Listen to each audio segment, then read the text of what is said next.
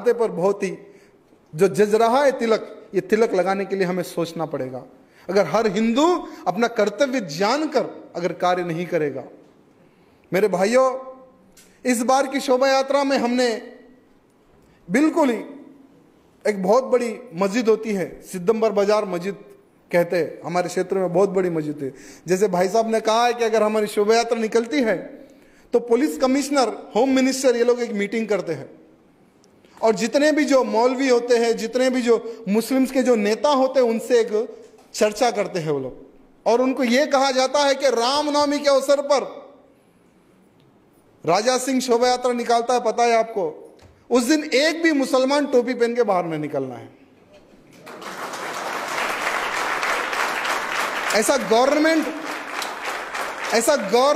Meeting करके बोलती है। मेरे भाइयों, सरकार मीटिंग लेकर उन मौलवियों को, उन मुसलमानों को यह कहती है कि एक भी मुसलमान उस दिन टोपी पहन के बाहर न निकले, अगर निकला तो उसका जिम्मेदार वो खुद।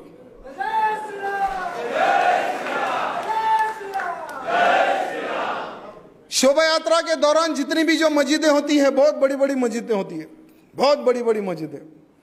कभी कभी जैसे 2 साल पहले शुक्रवार के दिन रामनवमी थी, नमाज पढ़ना बंद कर दिए, मस्जिदें खाली हो गई।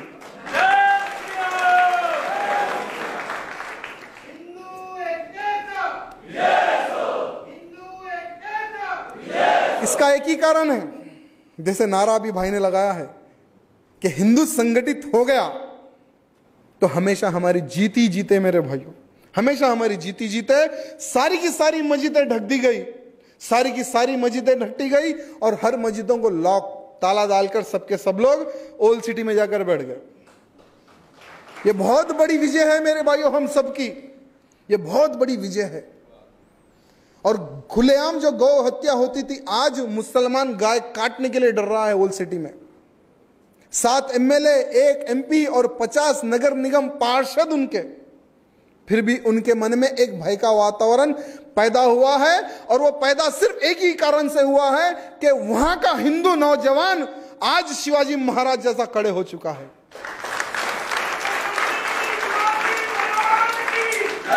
मैं चाहता हूं कि हर राज्य में एक नौजवान की शक्ति का निर्माण हो, हर राज्य में नौजवानों की शक्ति का निर्माण हो। फिर देखिए आपका हर वो संकल्प पूर्ण होगा। ये सत्य है मेरे भाई, क्योंकि इसका जीता जागता उदाहरण मैं खुद हूं। जैसे ये 4था वर्ष है अधिवेशन का, और पिछले 4 वर्षों से मैंने क्या किया है आपके सामने रखा है, और इस बार भी मैंने क्या किया है वो भी आपके सामने रखा है। और इसका उदाहरण आप YouTube पर देख सकते हैं, हर वो कार्य कि हमने किस तरह से सिर्फ 2 कार्यकर्ताओं को लेकर हमने तैयार किया। 2 से 4, 4 से 8, 8 से 12, 12 से लाखों की संख्या में नौजवान आज खड़े हो गए धर्म के प्रति। सिर्फ आपका थोड़ा सा समय का बलिदान देने की आवश्यकता है मेरे भाइयों।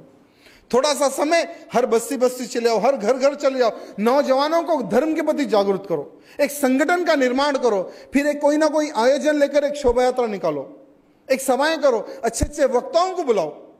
फिर देखिए नौजवानों में धर्म के प्रति किस तरह से भावना जागती है, किस तरह से हमारा संगठन बढ़ता है।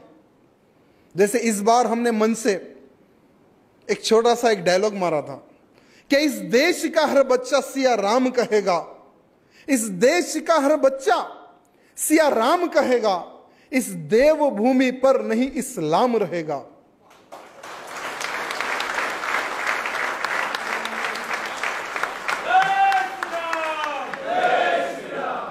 हमारे इस भारत देश में आतंकवादियों के लिए शरण नहीं है, नहीं तो एक एक को गोली मारकर हम भगा देंगे पाकिस्तान।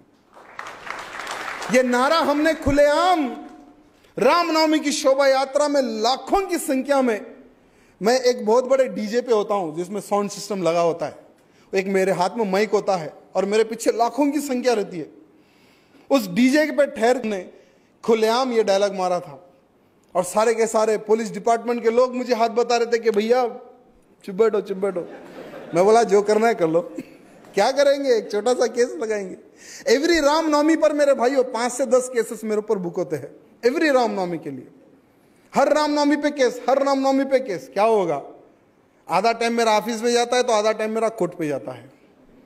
कोर्ट में भी मैं ऑफिस का ही काम करता हूं, बिल्कुल नजदीक है मेरे घर से कोर्ट, कोई टेंशन नहीं है। मेरे भाइयों, अत्याचार करना उनका काम है, दबाना उनका काम है।